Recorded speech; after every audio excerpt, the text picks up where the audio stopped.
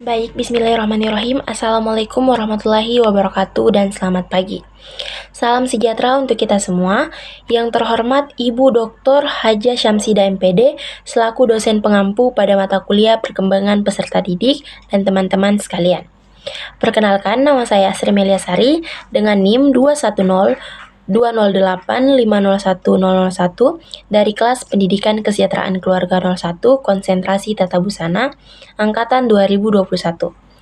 Pada kesempatan kali ini, saya akan memaparkan tugas akhir saya pada mata kuliah Perkembangan Peserta Didik dengan judul Putus Kuliah Karena Salah Masuk atau Salah dalam Memilih Jurusan. Sebelum kita masuk pada pokok pembahasan, adapun latar belakang mengenai judul materi putus kuliah karena salah masuk atau salah masuk jurusan, yaitu salah satu yang merupakan problematika mahasiswa ketika kuliah, di mana para mahasiswa merasa kalau jurusan yang mereka jalani itu tidak cocok dengan mereka dan tidak memiliki keinginan untuk melanjutkan kuliah dengan jurusan tersebut. Akan saya jelaskan mengenai pertumbuhan dan perkembangan remaja. Ialah merupakan pertumbuhan pada suatu proses sepanjang kehidupan dari pertumbuhan dan perubahan fisik, perilaku, kognitif, dan emosional sepanjang proses tiap individu mengembangkan sikap dan nilai yang mengarahkan pilihan. Hubungan dan pengertian salah periode dalam perkembangan adalah masa remaja yang berarti bertumbuh ke arah kematangan fisik maupun ke arah sosial psikologi. Definisi konseptual remaja meliputi kriteria biologi dan sosial ekonomi.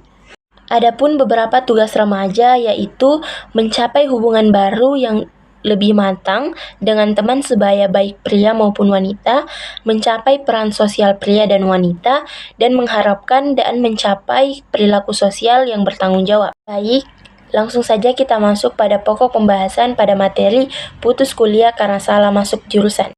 Baik, yang pertama saya akan jelaskan apa yang dimaksud dengan salah jurusan, yang merupakan istilah salah jurusan dalam dunia perkuliahan. Secara umum dapat diartikan sebagai keadaan mahasiswa yang merasa bahwa dirinya telah salah berada di jurusan yang harus ia tekuni selama ia kuliah. Salah jurusan juga dapat diartikan sebagai ketidakcocokan mahasiswa dalam situasi dan lingkungan ia berada, namun memang dalam menentukan jurusan kuliah termasuk salah satu keputusan besar dalam kehidupan seseorang. Pasalnya, keputusan tersebut biasanya berpengaruh besar bagi perjalanan karir pada masa depan seseorang. Mempelajari sesuatu yang tidak sesuai dengan minat, bakat, dan kemampuan merupakan pekerjaan yang sangat tidak menyenangkan, apalagi kalau itu bukan kemauan atau pilihan anak sendiri, tapi desakan orang tua. Belajar karena terpaksa, itu akan sulit dicerna otak karena sudah ada blocking emosi, kesal, marah, sebal, sedih. Itu semua sudah memblokir efektivitas kerja otak dan menghambat motivasi. Memilih jurusan kuliah sesuai dengan saran teman atau tren, padahal tidak sesuai dengan minat diri juga mempunyai dampak psikologis, yakni menurunnya daya tahan terhadap tekanan, konsentrasi, dan menurunnya daya juang. Apalagi kalau pelajaran kian sulit, masalah semakin bertambah, bisa menyebabkan kuliah terancam terhenti di tengah jalan. Problem akademis yang bisa terjadi jika salah mengambil jurusan kuliah yaitu seperti prestasi yang tidak optimum, banyak mengulang mata kuliah yang berdampak bertambahnya waktu dan biaya, kesulitan memahami materi, kesulitan memecahkan persoalan, ketidakkemampuan untuk mandiri dalam belajar, dan buntutnya adalah rendahnya nilai indeks prestasi. Selain itu, salah memilih jurusan kuliah bisa mempengaruhi motivasi belajar dan tingkat kehadiran. Kalau masih sering tidak masuk kuliah, mungkin sulit memahami materi, namun tidak suka dengan perkuliahan, akhirnya makin sering bolos, padahal tingkat kehadiran memang sangat mempengaruhi nilai. Adapun akibat salah memilih jurusan, yaitu memilih jurusan di perguruan tinggi sering diwarnai alasan-alasan pragmatis. Mudah mendapat pekerjaan, uang, atau email merupakan alasan-alasan yang dominan. Itu saya alami ketika mau kuliah. Saya memilih jurusan yang tidak sesuai dengan kepribadian saya ketika masih di SMA. Saya tidak memahami pentingnya relasi antara bakat dan memilih jurusan. Tidak ada informasi dari guru ataupun orang tua. Pentingnya mengambil jurusan sesuai bakat yang terlintas dalam pikiran adalah bagaimana agar punya gelar dan bisa kerja. Bagi orang tua pun itu sudah cukup. Namun, di sisi lain, selain akibat, ada pula penyebab dari putus kuliah karena salah jurusan. Ialah kebanyakan mahasiswa itu tidak riset tentang jurusannya. Masa-masa SMA itu bisa dibilang masa mencari jati diri dan penemuan passion. Memenuhi keinginan orang tua, cuman ikut-ikutan dan bodo amat sama jurusan, yang penting masuk ke dalam golongan kampus favorit. Adapun yang akan kita hadapi jika merasa salah jurusan atau apa yang harus dilakukan ketika merasa salah jurusan, kamu cuma punya dua pilihan, lanjut atau ujian lagi. Kedua pilihan itu pun sama-sama memiliki resiko.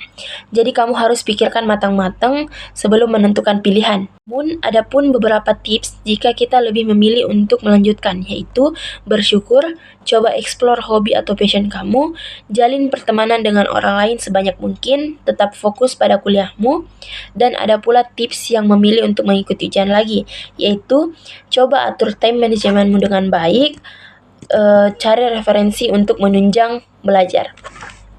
Pun solusi yang akan saya paparkan, memilih jurusan kuliah pada dasarnya merupakan sebuah proses yang sudah dimulai sejak masa anak-anak.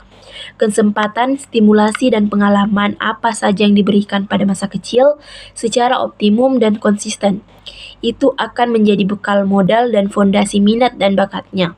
Makin banyak dan luas expose, makin banyak tahu banyak tentang dirinya, tapi makin sedikit ekspornya. Sedikit juga pengetahuan anak tentang dirinya. Menurut Gunadi et al., ada beberapa prinsip yang perlu diperhatikan dalam melakukan pemilihan jurusan agar jurusan yang dipilih tepat, yaitu mencari informasi secara detail mengenai jurusan yang diminati, menyadari bahwa jurusan yang dipilih hanya merupakan salah satu anak tangga awal dari proses pencapaian karir. Anak perlu tahu realitanya bahwa jurusan yang dipilih tidak menjamin kesuksesan masa depannya. Yang ketiga, jurusan yang dipilih sebaiknya sesuai dengan kemampuan dan minat siswa yang bersangkutan. Jika seseorang siswa memilih jurusan sesuai dengan kemampuan dan minatnya, maka dirinya akan mampu bertahan dalam menghadapi kesulitan-kesulitan selama masa kuliah. Yang keempat, berpikir jauh ke depan melihat konsekuensi dari setiap pilihan. Apakah mampu menjaga komitmen dan konsekuensi kerja sebagai akibat dari pilihan itu? Di setiap pilihan pasti ada konsekuensinya. Profesi, jangan sampai ingin punya status tapi tidak ingin menjalani konsekuensi dan tidak ingin berkomitmen. Yang kelima, jurusan yang dipilih sebaiknya sesuai dengan cita-cita anak. Setiap anak pasti memiliki cita-cita. Jika anak bercita-cita menjadi psikolog, maka sebaiknya memilih jurusan psikolog, bukan jurusan sosiologi atau yang lainnya. Dan yang terakhir, menyiapkan beberapa alternatif. Alangkah baiknya jika anak memiliki lebih dari satu alternatif untuk menjaga jika dirinya tidak masuk di alternatif pertama, maka masih ada kesempatan di alternatif kedua. Pemilihan alternatif studi harus pun diupayakan masih sesuai dengan minat dan kemampuan anak, bukan karena pilihan yang paling besar kemungkinan diterima padahal tidak sesuai dengan minat. Dan juga saya dapat menarik kesimpulan dari materi putus kuliah karena salah jurusan, yaitu jadi apapun keputusan kamu mau lanjut atau nyoba lagi, kamu yang merasa salah jurusan kuliah tidak perlu khawatir. Karena jalannya setiap orang itu berbeda-beda, mungkin saja dengan jalan ini malah mungkin kamu lebih berkembang. Mungkin itu saja yang dapat saya sampaikan, lebih dan kurangnya mohon dimaafkan. Wassalamualaikum warahmatullahi wabarakatuh.